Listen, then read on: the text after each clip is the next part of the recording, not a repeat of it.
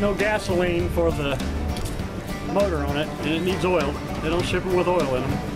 So we got to go run and get that. We're also going to get some ledger locks and screw the tracks down to the 2x, and I'm also going to take a couple of tap cones and connect the wood down to the concrete blocks. So I'm going to stop the camera and we'll be back in a little bit. Turn it back on and see if we can cut something. And under 30.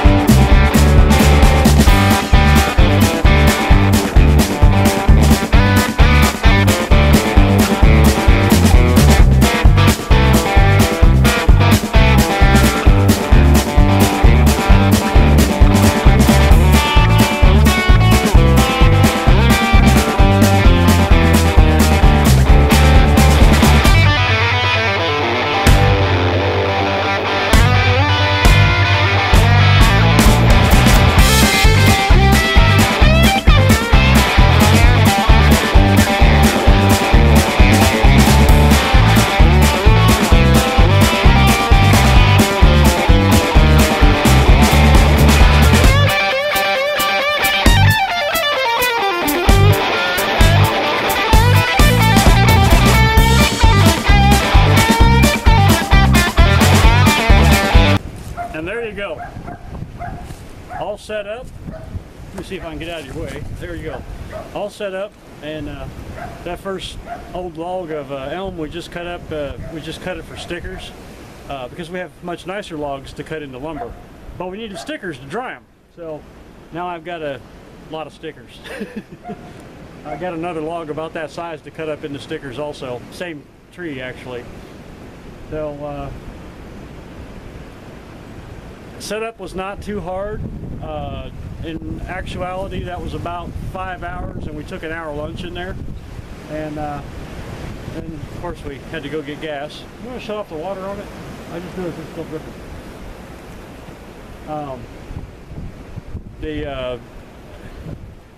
Overall, it cuts faster than I thought it would, but then again, that's through elm, which, by comparison to some of the stuff we want to cut, that's pretty soft. So, produces a lot of sawdust really fast, which is cool.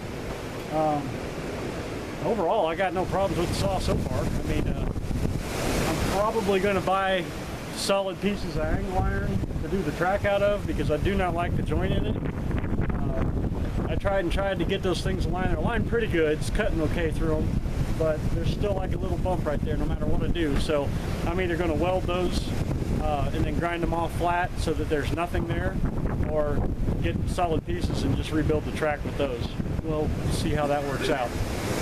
But yeah, if you have the opportunity to buy one, So far I can recommend it. We'll see. Give me a couple months and I'll post a full-on review of it after I've cut a bit more with it. So anyway, thanks for watching, guys. Have a good one.